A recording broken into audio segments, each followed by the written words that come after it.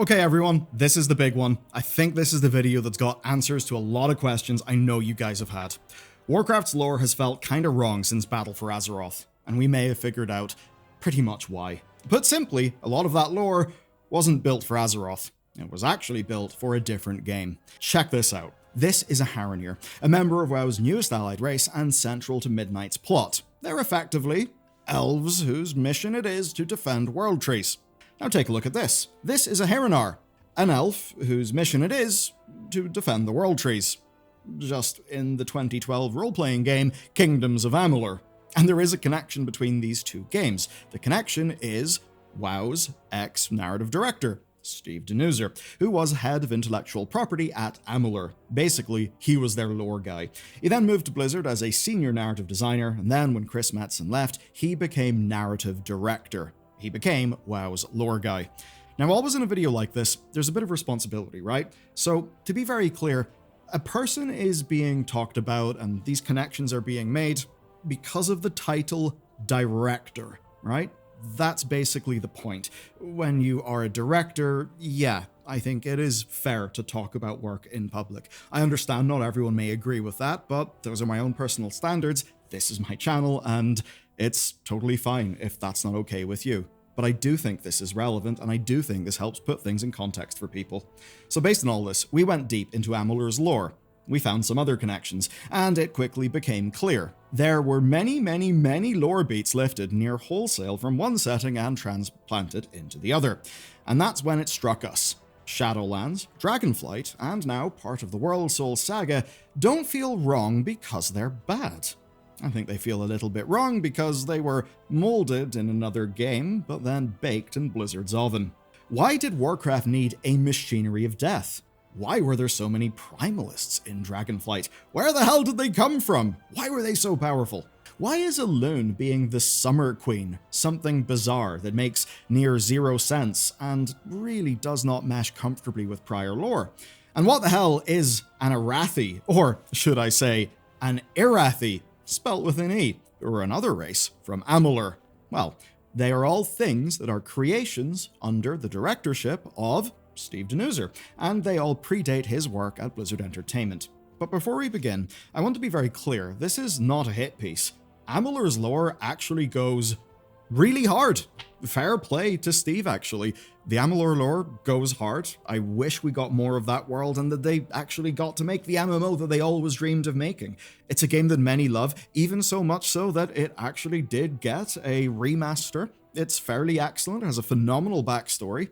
What I'm saying, though, is I think we now know why a lot of this lore doesn't really fit in World of Warcraft. It wasn't built to fit in World of Warcraft. It came, in great part, from somewhere else. So, let's get stuck in, and let's see just how much of Amalur wound up in World of Warcraft. Now, there is one other thing, and it's more important if you're, say, a Discord user, because Discord got hacked. That's just one of the many stories of data breaches and these security breaches, and even invasive people search sites that are a thing in America. They're too common, and they are why I use today's sponsor, Incogni, because Incogni helps me fight back. You see, whenever data leaks, data brokers harvest it, and they sell it on. It's how they earn money. And if you ever wonder how spam callers get your number, it's often that. Now, Incogni solves the problem by automating all the legal work you would otherwise have to do. And if you join at incogni.com/BellularWarcraft, you get 60% off an annual plan. And the way it works is crazy because you just enter your info and then it works. That's really it. You see, you've got a legal right to have your data taken down, but that means hours of paperwork and it's not permanent. Incogni, once it has your data, automatically scans brokers, sends takedown requests, and adds you to suppression lists. It does that automatically, and it will consistently rescan the brokers to ensure your data is kept down.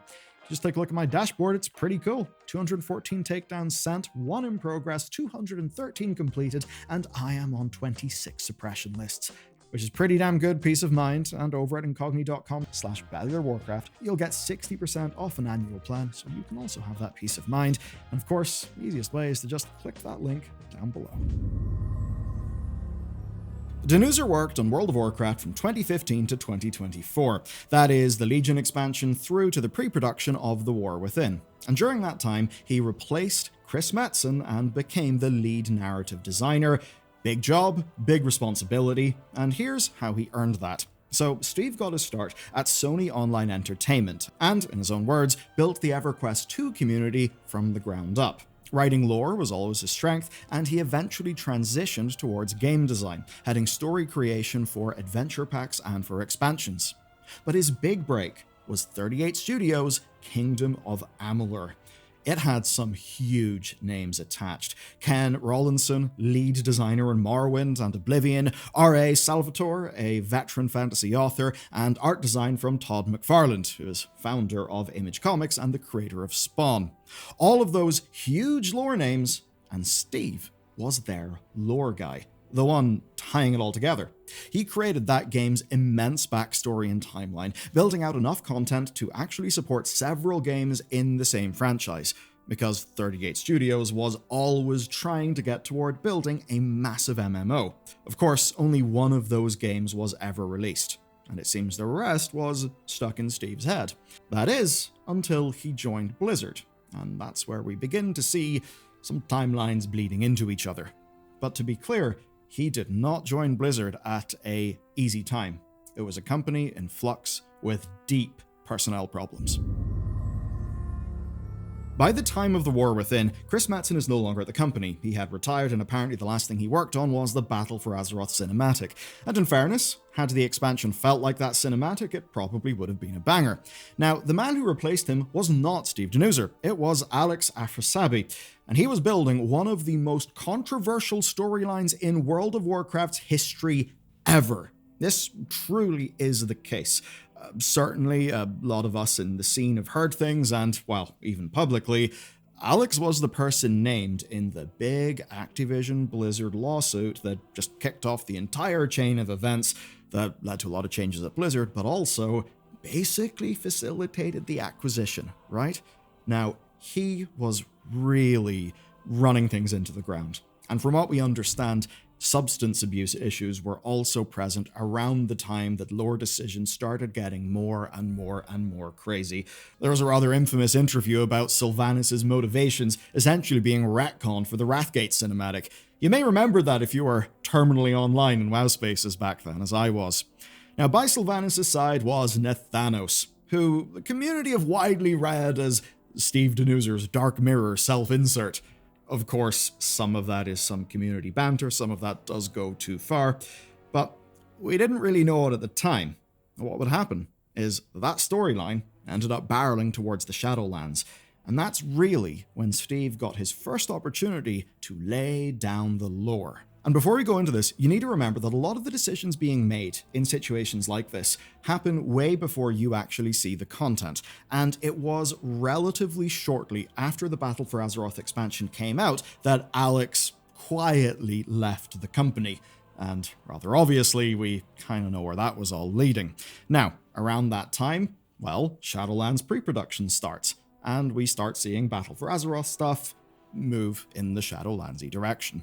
Now, we turned up in the Shadowlands, and what did we find? We found that the machinery of death was broken. I suppose we didn't even know that there was a machinery of death, but here it was, and with it being broken, so too was fate itself. We were hailed as the Mawwalker, the coolest title a fantasy game has ever made.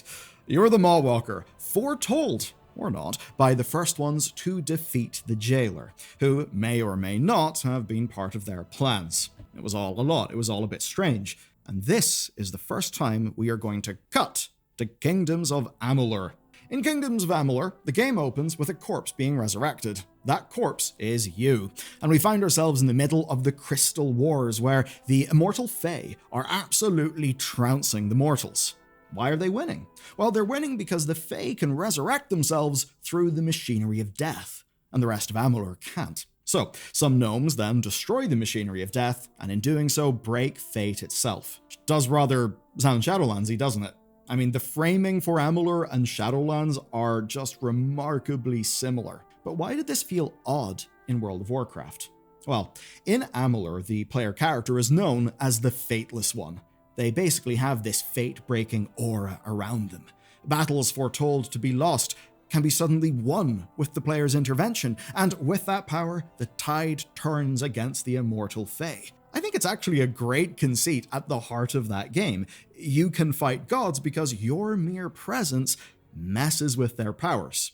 But then we're told, in World of Warcraft, that we've also got this special essence that means no one in the Shadowlands can predict our next move, and somehow ties our connection to Azeroth. It's a whole new dimension to our powers that we've never really heard of, and it doesn't end up making sense. Much later on in Dragonflight, during the Tearsguard heist on Ellison to the Nightwell, she tells us that we've got some special fate-breaking power, which rather came out of nowhere. But that's just the beginning. To really hit things, let's go to Ardenweald, because they put Irish people in World of Warcraft. And guess what? Most of us in this team are from Ireland. So yeah, we can talk about this bit for sure. In the Court of the Winter Fae, Gadflo the Bard takes High King Mathron's crown as a joke, but instead of returning it, he actually kills the king, and then his court becomes the leader of the Winter Fae. He names his army the Tunadon, and then they go to war with the mortals. Why? Well, because Gadflo worships a dragon buried deep in the mountains, and he intends to free him. Hello there, Kurog Grimtotem. Nice to meet you. But let's stick to the Shadowlands for now. In Amalur, the immortal Fae are split between winter and summer courts. We arrive in Ardenweald to find the Winter Queen, who is based on an Irish goddess called Kalia. Now, there's many similarities, but it was when Elune entered this story that things just got strange for World of Warcraft, and it stopped feeling like it fit. Elune, a mysterious goddess linked to the world of Azeroth itself, the Emerald Dream, and the Light, many other sources, was finally given a definitive role in the cosmos. She was, apparently now, the Summer Queen, sister to Ardenweald's Winter Queen. Now, I'll set aside the implication that Elune is a robot like the other Eternal ones. Suffice to say, people didn't really like that. But the point is this. In Amalur's background lore, there was a fundamental split between the Winter and Summer courts, one broadly based on Irish mythology. That framework was transplanted into Azeroth as an explanation for Elune. It's really no wonder that a lot of people who loved Elune up to that point didn't really feel like this modern lore fit with the thing they had enjoyed for years upon years. And if that's going to rile you up, well, maybe your good old friend Zoval the Jailer will rile you up even more. So, the Jailer might be from EverQuest. We don't know how solid the connection is, but it's just so juicy and almost speaks for itself that I thought we should include it. This is the oddly named Zabuxaruk. He's got blue eyes, his nips are out, and he's covered in chains, which may sound a little bit familiar. Both are godlike figures, imprisoned for eternity by their peers. In the case of poor old Zabuxaruk, he was locked in the plane of time for giving mortals knowledge that could challenge the gods. I guess a bit of a Prometheus thing. Now, the Jailer, of course, was locked in the maw for deciding that he should kind of run the universe. Both are characters who peer into forbidden knowledge, Zabuxaruk through infinite timelines and the Jailer through infinite souls, and both basically see the same thing, that something bad is coming, that there is a cosmic threat that will sweep everything aside. And in both cases, that threat never actually pays off. Zabuxaruk warns Norath, and then that plotline just goes nowhere. The Jailer warns us about, rather infamously, what is to come, and we're still waiting. The connection is that Steve worked in EverQuest 2's deep lore before moving to Amalur. Some of these ideas may have been in his head for a very long time then, but for the actual very clear evidence and to move us away from this little Zoval aside, we have to look at Dragonflight. Okay then, Dragonflight parallels. To do this properly, I need to first return to Amalur. So, the game's true antagonist is a dragon named Tirnoch, who's been imprisoned for tens of thousands of years by the elves. Now, we don't know why she was imprisoned, but we do know that her whispers reached Gadflo, who of course conquered the Winter Court, and that's what kicked off Amalur's entire in-game story. And with that, suddenly, well, Tirnoch, the dragon, had a big army, and they are an army fighting for her freedom. Cut to Dragonflight. We find 3 dragons trapped under a mountain. They have a whole army trying to break them out. Of course, Kurog and the Primalists. But these guys weren't just like evil Earthen Ring shamans. They weren't remnants of, say, Garrosh's dark shamans. In fact, they had no connection to anything going on outside the Dragon Isles. They just appeared one day, super coordinated, super powerful, and they broke the dragons out of prison. And it felt weird to many of us loreheads at the time. Primalists felt wrong because They were just this pre-baked army. Where did they come from? Seemingly nowhere in the lore that we knew. And that's kind of because they didn't come from our lore. They kind of came from something else. But the thing that sticks out the most is Tyrnok's title, the Unborn God. Because with that, it seems everything's coming full circle. In Midnight, we will soon discover that the Haranir zone, Harandar, is built around the Cradle of Aln, that Azeroth's true name is Aln, and that she is an unborn goddess. Now, this narrative was building under the directorship of Steve Danuser, but obviously not just him, because at around this period of time, the quantity, just the number of narrative designers at the company, just increased big time. Now, the modern Azeroth story just didn't really feel like it made much sense to us.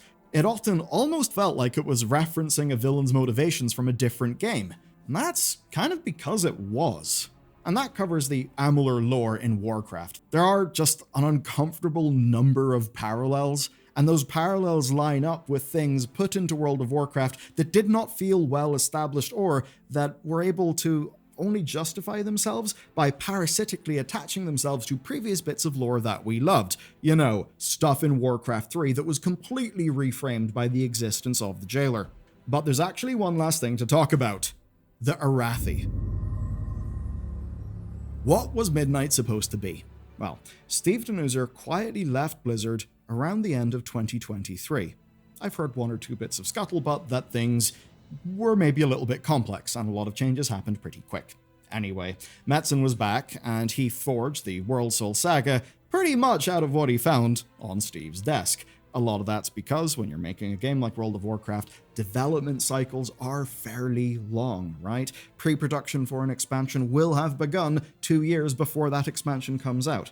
So that meant that the War Within was largely locked in, and Midnight still would have had some cliff notes. But of course, for us players, it would mean that War Within would be the most rough transition, because that's basically moving someone else's idea into your new idea, which, funnily enough, seems to be what happened around mid to late Battle for Azeroth into Shadowlands. It didn't feel good then, and to many people, The War Within felt like a bit of a narratively confused expansion. So, what was Midnight supposed to be before this shift happened? Well, I want you to think about it like this. At the beginning of Dragonflight, we were told about 2 new locations, Khaz Algar and Avalorn. Now, we had just visited Khaz Algar, but it seems we won't visit Avalorn for a long, long time.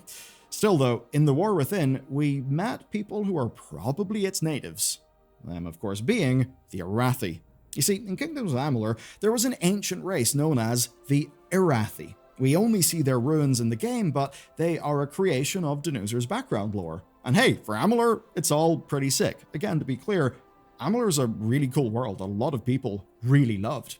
Now, the Arathi came from the Feylands, and they forged the Empire of Erethel. And this is what their armor looks like. So, when you look at the Arathi, you actually kinda see that same Fey-inspired Amalur framing. They're from Avalorn, like Avalon, the land of the Fey in that game. And then the Arathi with the most screen time is called Feyrin. Fey. They're also these weird half-elves from across the world with little connection to modern Azeroth. I mean, yeah, they do have a direct connection to the Arathi, right, over in the Eastern Kingdoms, but it's one that we basically found out about as a complete surprise. That there was just a big expedition long ago that, I suppose, existed in their histories, but we were never told about. Maybe it was a big secret, but it did feel a bit weird, didn't it? And this all leads me to believe that this was Danuser's attempt at building something new in Azeroth. Maybe a land solely based on his lore, or at least new lore, and him being him, that's the type of lore that he was interested in, and therefore the lore that he came up with. And much of this stuff would have been pre-baked in the same way that the Primalists or the Haranir were. And it gives me the impression that we were probably supposed to go to Avalorn in Midnight, and Steve probably would have siloed off a bit of a playground for him and his team to build their own new thing in Azeroth. And we also do have to remember, you can only go and kill the big baddies from Warcraft 3 for so long until you run out of them. World of Warcraft ran out of them long, long, long ago, and an ever-present problem in WoW has been, how the hell are we going to make more Azeroth? I mean, think about it. We dug up Deathwing. For some people, Pandaria felt like too much of a stretch. After that, we did a whole big time travel crazy thing. After that, what happened? Oh, the Legion came back. After that, what happened? I guess we'll fill in some more of the bits of the map that do exist in the lore and call it Battle for Azeroth. And then Shadowlands was something completely new. WoW has always struggled with making new stuff beyond the scope of Warcraft 3. And in fairness, that's because doing so is a fairly hard problem. And doing that, whilst also building the game live, is also a really hard problem. And likely when faced with the Battle for Azeroth under Aphrosabi's direction that was going in unrecoverably controversial ways, well, the team probably had to scramble stuff up pretty damn quick. Maybe that explains the whole "is the jailer the Primus" thing that was going on, and a lot of the lore mess. They probably didn't have much time, and that probably meant leaning on a bunch of their own notes that existed from past projects. But obviously, it just didn't work. For all of those reasons and more, the lore felt wrong, and it continued to get worse. Obviously, things have changed. Danuser's no longer at Blizzard. He's, I believe, over working on lore stuff and like IP at Fortnite. And now, I think we can point to a fairly major reason why the lore of his era never quite fit. It just wasn't built for Azeroth. And maybe that's because of the conditions under which they've had to somehow salvage the game whenever directors and senior staff and all crazy stuff was going down. But what that all leads me to is the obvious question of what happens next. Here's the thing. Midnight, while it may have been something planned under the Danuser Era with that creative team, it's obviously not their Midnight anymore. It's doing something different. This expansion is going to be centered on Quell Thalas, the Windrunner sisters, and a return of the Void threat, plus a little bit of light. And those are all threads that predate Danuser's tenure. It's basically all Metzen's territory. The Elves, the Sunwell, Illyria's complicated relationship with the Void. It's all classic Warcraft lore, not stuff transplanted from Amalur. With the exception of the Haranir stuff, I suppose. And you can already see the course correction. The Worthin story, for all of its inherited baggage, did land better than Shadowlands or Dragonflight. Some of the tone shifted, the focus tightened. Xal'atath felt like a thread rooted in Azeroth's history, not imported from somewhere else. Because of course, where did Xal'atath come from? She came from Legion, and she was already woven into the deep histories of Azeroth. Midnight then has a chance to feel like Warcraft again. Not necessarily because that old team was full of bad writers and stuff, because look, in the case of Steve, he did loads of work in Amalur, and one of the things people literally loved the most about Amalur was the deep lore. Not because of that then, but rather because the lore is finally going to be built for the world that it's meant to inhabit. And, in a grander scale, it's all being built with more of a forward-looking plan, instead of the old way where Blizzard was just kind of doing one expansion and then thinking about the other, but not really having a cohesive long-term strategy. The Windrunners, the Sunwell, the Blood Elves, the Void Elves, those are our stories. They fit within World of Warcraft because they come from Warcraft. They come from that original Genesis and the things that flowed forth. Now, this is not a guarantee that it's going to be great, but it's a reason for cautious optimism, and hopefully in today's video we've been able to diagnose some of the problem, and perhaps have a little bit more nuance. Often people will say, this person's shit, this person's bad, blah blah blah, and yeah, some of that stuff may be true, whatever. I would say we should more be thinking about how is the game actually made? What are the circumstances for the people making that game? What are the timelines that they are having to work under? I mean, as an example, I've heard in the grapevine that Steve actually did a really good job of making sure he was the person who took flak, not other people on his team, which is a very honorable thing to do when you're in a leadership position. That is actually earning the capital D in the director title. I think it's just that from whatever constellation of fit for the universe, timelines maybe leading to a bit of borrowing your own past homework, just didn't turn out. Now we're here. Maybe, now that the diagnosis has been done and we think we know that the cure has been injected into the patient, we only need to wait and see if that cure takes. And I'll tell you what, if we get the whole Rainbow Sunwell thing that's been down in mind, people talking about, oh boy, wouldn't that be something? Anyway, we'll have a fun rant about that if it goes down bad, or we'll maybe have a big happy rant if it goes down good. Well, that's it for this video. Have a wonderful day, and I will see you next time. If you want some more lore, watch this one about Xal'atath. It's banging, you'll get her whole story.